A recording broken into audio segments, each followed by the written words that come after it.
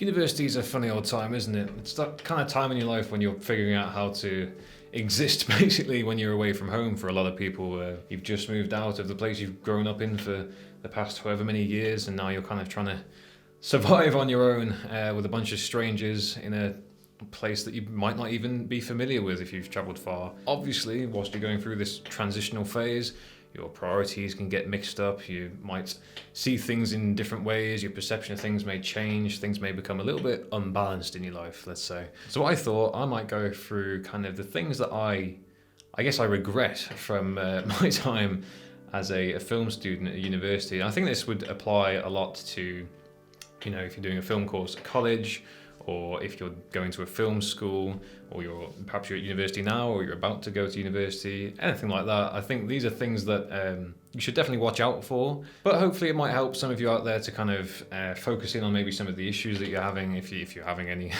at university. Maybe it's just me, maybe I just suck. But we'll go through the list and we'll see if there's anything in there that maybe you find helpful or useful along the way. We'll see. So the first thing I'm going to point out is I did not use enough of the equipment provided by the university for our film course. Basically, we had this thing, we call it a kit store, where you could basically log in as a student through the university's website, and you could book out equipment, film equipment. Obviously, the equipment they had was pretty high grade stuff, you know, they had proper light, like professional grade lights. I think they were all ARRI lights, 2Ks, 1Ks.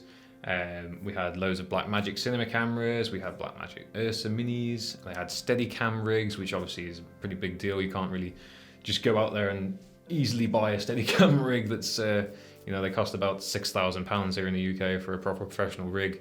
So to have that accessible almost all of the time at university was actually a big privilege that I really did not take advantage of. The thing that you need to recognise is that as a student, not only are you getting access to all kinds of student discounts, especially with rental houses for other equipment, like if you were to rent from a professional renting house, odds are they do student discounts. Sometimes you can get up to 50% off, maybe even more in some places. So if you're not using equipment whilst you're a student, you're really missing out. So if your university, film school or college provides film equipment on site, you need to use that as often and as regularly as you can, because you're probably not going to get access to that kind of kit for free for certain as soon as you leave that establishment. So use the equipment that's available to you.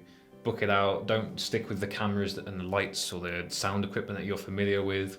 Book out the professional kit, get to grips with it, do some tests with it, film just short, daft things that don't mean anything with your friends at university, and just get some practice in there with high-grade equipment. I mean, our university wasn't, you know, it wasn't a massively high-grade film school place, you know, it wasn't particularly prestigious, but it had solid equipment, and I definitely did not use it as much as I should have. So get your hands on it, have a go with it. Even if you're not looking at doing, you know, camera related roles or sound related roles or whatever, get your hands on the kit and get to grips with it, because it does not hurt to have some familiarity with it if you're looking at going on a set as part of your career in the future.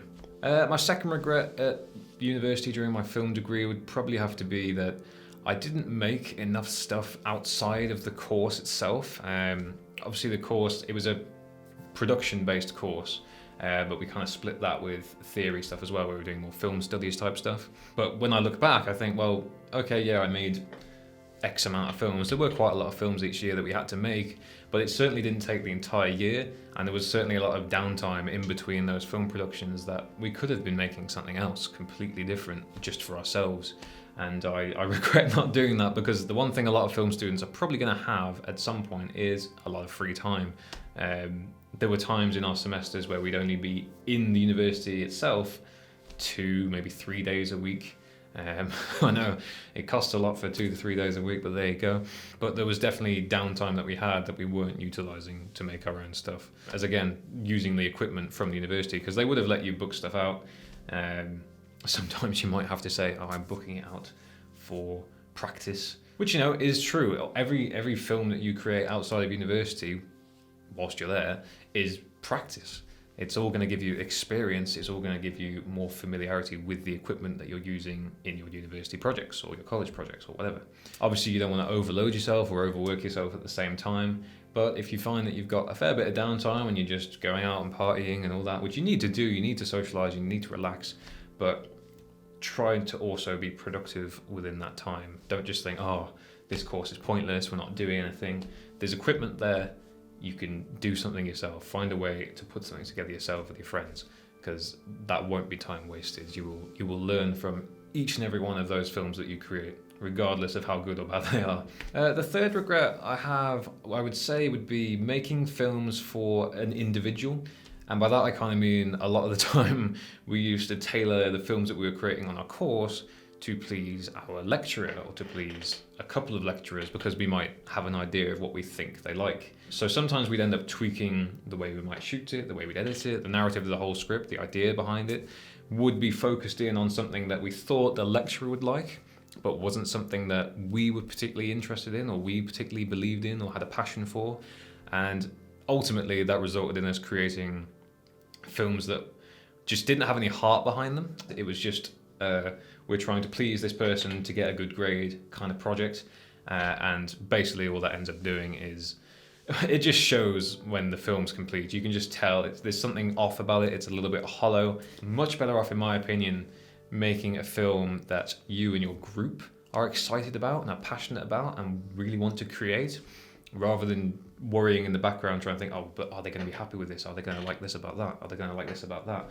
Just make something that you're happy with and you're proud of as a team and you enjoy making as a team, because the experience, again, will be far more valuable. If you're seeing your film as a chore at university, I think you're doing it wrong. I mean, I definitely did. I definitely saw some of the work that we did as a chore, and I look back at it now and go, if we'd just done our own thing, we would have enjoyed it so much more and we probably got so much more out of it. More often than not, the lecturer would kind of either see through what we were trying to do or still wouldn't be pleased either way. So in attempting to please the lecturer, you may still not please the lecturer. So it's kind of a lose-lose. You might as well make something that you're happy with and you're proud of and you wanted to create. So that at least, even if the lecturer doesn't like it in the end, you can come away from it going, I enjoyed creating that, I'm proud of what I've made, and I'm happy to show that to X amount of people. You basically don't want to create a film for an audience of one. Don't worry about getting a potentially negative grade because you've done something that the lecturer might not have a preference for. Odds are they'll see that you've made something that you like and that you're passionate about. And if they can see that, they will probably respect you more for that than trying to pander to them, in all honesty. I know a lot of the lecturers at my university would say the same.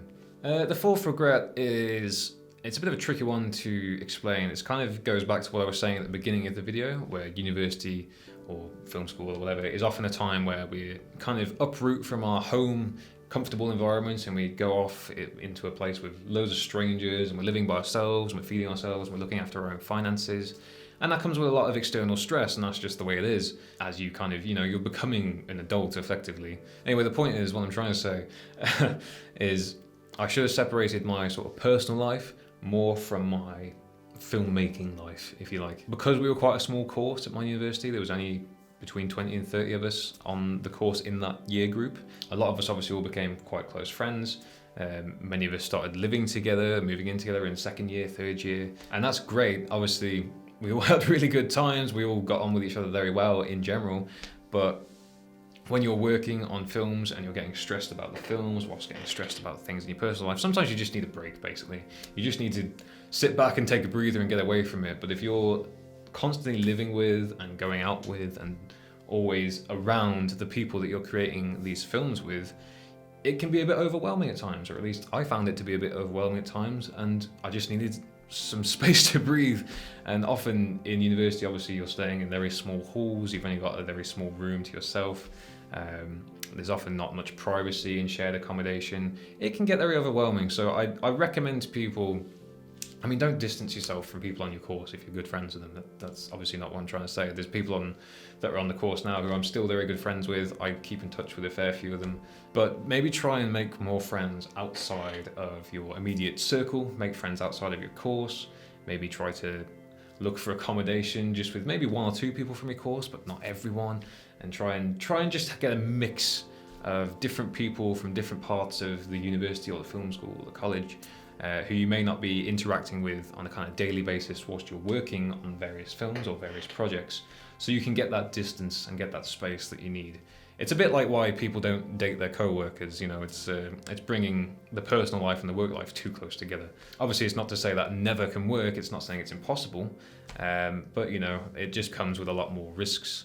And it's the same when you're a bunch of students all living together and producing films together. It's that personal life and that kind of work life. They can get too close and they can get a bit intertwined. And if you're mad at someone, or they're mad at you for a creative decision that was made during a film, or for how a certain thing went during the film, if someone's blaming you or you're blaming someone else, and then you have to go back home and live wall to wall with that person, it can be a bit awkward. It can be, you just don't get that time to have that space and go, okay, I'm over it now, let's just move on, I apologise, they apologise, whatever. So yeah, I hope that makes sense. My fifth regret would be not diversifying my role that much at university. I kind of fell into the place of being a producer. I don't know what it's like at other film schools or in other film courses, but we would get split up into groups. Sometimes we get to choose our own groups. Sometimes they try and put us in other groups just to try and mix us up a bit, which, whilst it feels a bit naff, whilst you're there, can be a good thing. You should try and diversify as much as you can and get different perspectives from different people. Everyone's got something to give you, something to learn from. So don't stick necessarily into one core group just because you get on really well with those 2, 3, 4, 5 people. Try and mix it up a bit with different people, because different people have different things to bring, and you're doing yourself and them a disservice by not including them in your projects just because you want to stay with people that you get on with. Obviously, it's better if you do get on with people on set, but that's not to say that people that you don't know also don't have something to bring, and you never know, you may end up becoming great friends with them too, so it's worth a shot. But yeah, the point is, we got put into groups and we would all choose then our kind of roles. So we'd have the cinematographer, producer, director, writer, editor, sound person, all that jazz. Especially by the tail end of the second year and into the third year, we'd all kind of found the roles that I guess we'd become comfortable with. I definitely ended up being the producer for most of the films that I worked on through second year through to the end of third year, which I enjoyed doing, and I felt like I did a half decent job at because I was comfortable with it. But what it led to was me coming out of university and going, right, well, now I want to work as a freelancer or as a videographer somewhere. But all my experience at university has taught me about producing, and I have no knowledge about how to use the camera properly, how to light things properly, how to run sound, and even how to edit to some extent. I was still picking things up with that. A lot of the stuff I've learned about videography and editing has come after university because I didn't practice it enough whilst I was there, whilst it was safe to do so.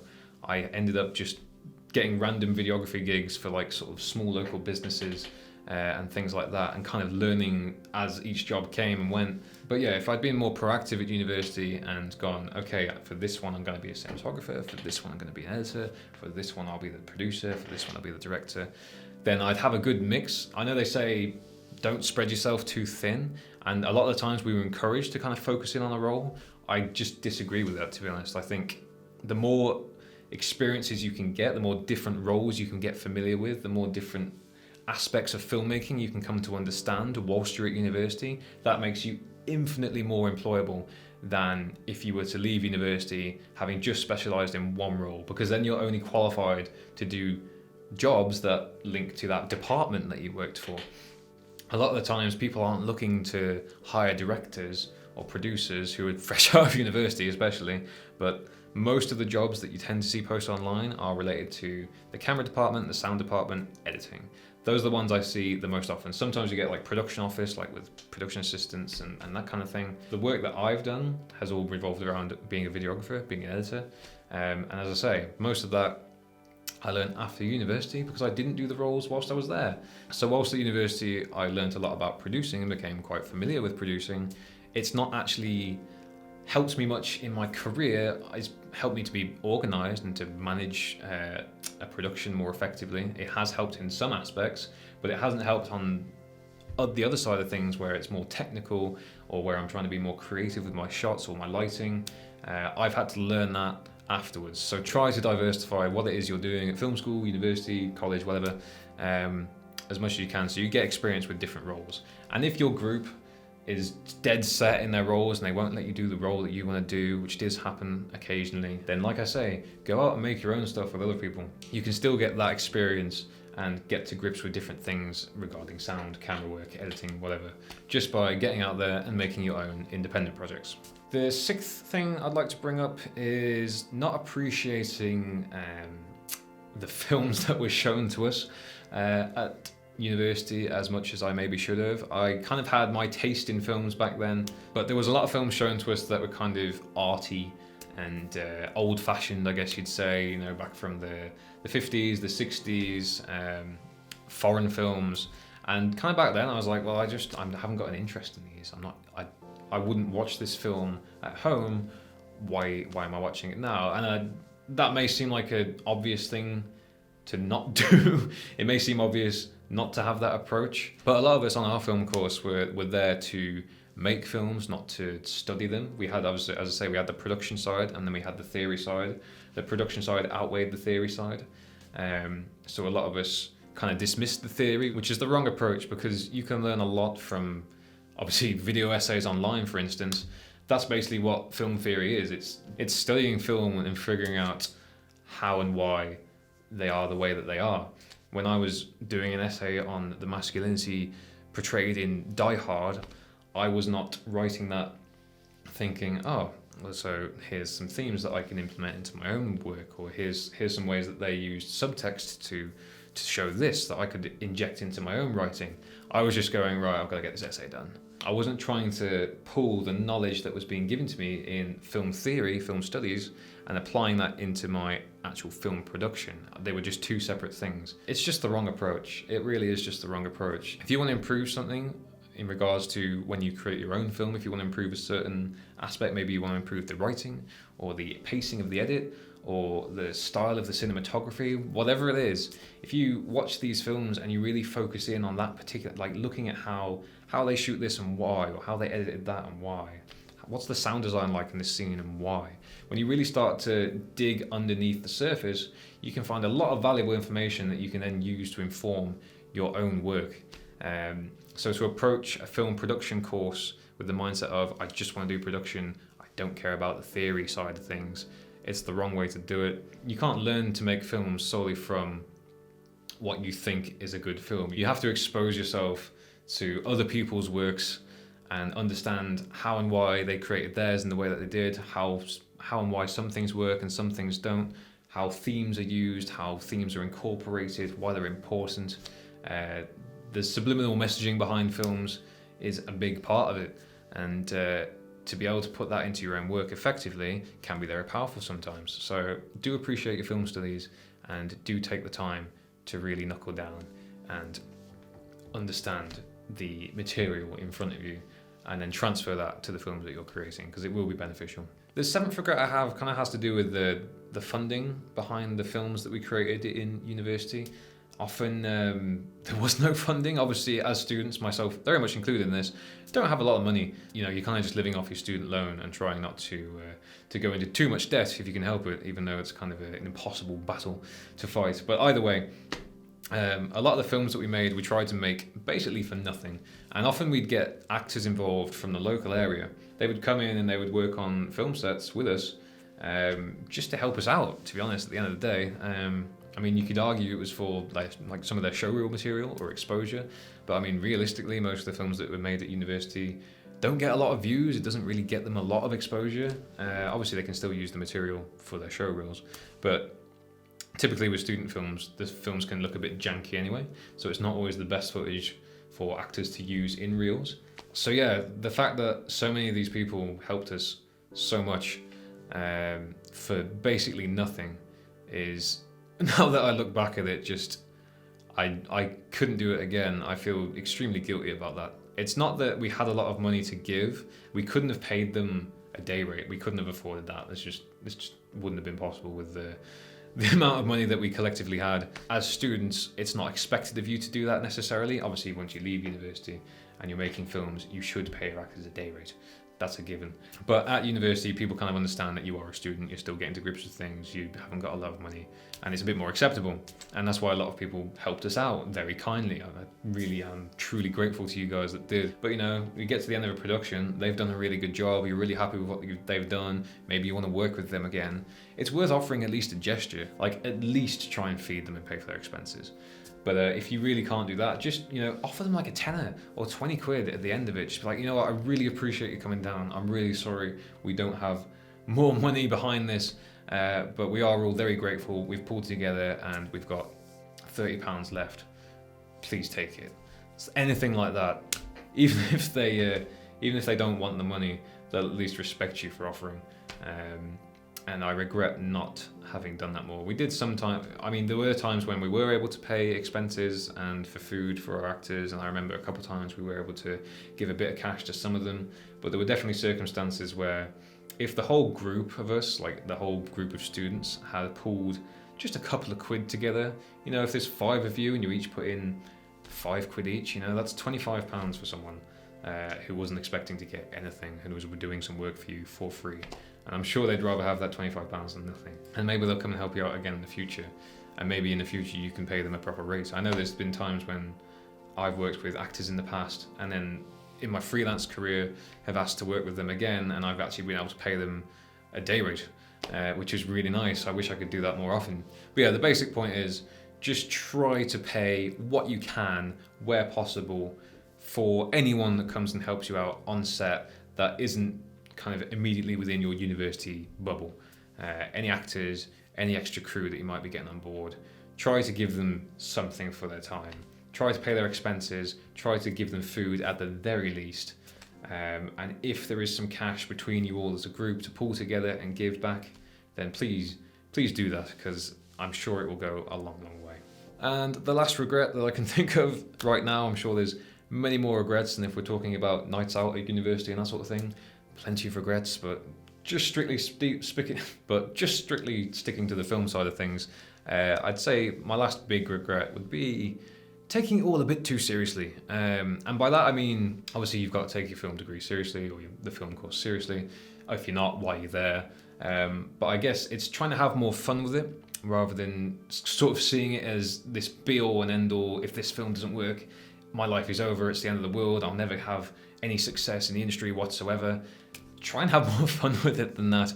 We were all very, very serious at times about the films that we were creating. And whilst obviously you need to be serious in the sense that you're not just dossing around, or it's not going to be a total flop. You need to make sure the work is put in, the effort is put in, but you need to try and inject a bit of fun into it. If you're not having fun on set, if you're not having a laugh with your friends on set, something is not right. At the end of the day, if the short film you're working on doesn't quite work out the way you want it to, if it flops, it's not the end of the world. It's disappointing and it's upsetting because it's something personal to you. You obviously get very personally attached to it. And then if someone shoots it down, or if no one really views it, or it just doesn't go the way you expected it to go, just take it for what it is. It's a learning experience. You're there at university to learn and to grow and to develop skills. You're not there to make the next big blockbuster. You're not there to make the next big Cannes Film Festival hit. You're just there to learn so that you can then move on to trying to do that stuff later in life. There's still lots of learning to be had after university. You can't expect university to just immediately throw you into success. I mean, some people do, some people get very lucky. But the vast majority of us don't even end up working in the film industry for a while after university. You know, you have to make ends meet at the end of the day, and sometimes you just have to go for the jobs that are available. And you might not be working in the field that you especially wanted to. So try to enjoy working in that field whilst you're at university. It might be the only time that you get to make films in such a free and creative way for quite a long time. So try to enjoy it whilst it lasts, because I know for a fact that I have not produced anywhere near as many short creative projects since university. But say we produced about 5 to 6 short films a year at university. After that, I was lucky to produce one. We had obviously freelance jobs here and there. We'd do promos for different businesses. We might do a music video here or there, and then obviously my main job, I had different things to complete within the videography and the editing that I was doing. But in terms of making your very own short film or your very own creative project, one that you own, it's just independent, it's yours, That's rare, because that takes time, that takes money, that takes crew, cast, resources, equipment. And the thing is, at university you often have the crew and the equipment and the cast largely sorted out for you, especially if you're working with the drama department. There's a lot of things at university that you kind of get handed to you that you sort of take for granted, and then once you've left you realise, oh, I really should have made more of that, because I don't have access to any of these things now. And if you want access to it, you've got to fork out however many thousands of pounds, however many thousands of dollars to produce another film, or to rent some equipment or whatever. So yeah, just try and enjoy it whilst you're there and you have it all handed to you on a more or less on a plate, because if you don't do that and you don't make the films that you want to make, and you don't get experience in the departments that you want to get, then you're going to come away from it feeling very dissatisfied and feeling a bit lost. I felt a bit lost after university. I was lucky to land a job fairly quickly that involved me doing some more camera work, but I learned more in that job about camera work than I did at university. And it really shouldn't be that far off balance. I mean, obviously you're still going to learn during your working life, everyone does, but I should have had a lot more background knowledge from university. Alright, so that's pretty much my list of regrets that I can come up with, or the ones that I'm willing to share. Hopefully that's kind of giving you an insight into kind of what to expect on a film course, whether again it's at a film school or a university or a college. Maybe you're doing one of those things right now and you're having issues, maybe you can relate to some of this. Maybe it will help you kind of redirect yourself a little bit and prioritize in a different way. Because I wish I'd had someone to tell me these things back then, and to kind of just bring me back to reality, because you can definitely get into kind of the film student bubble inside your head, and sometimes you just need to be brought back to the real world and shown like, no, actually, like, this isn't everything. There are more important things. Try and have a bit more fun with it. And yeah, hopefully this has been useful. Hopefully I've not just been rambling about my woes for absolutely no reason. Thank you very much for watching, and we'll see you again in the next one.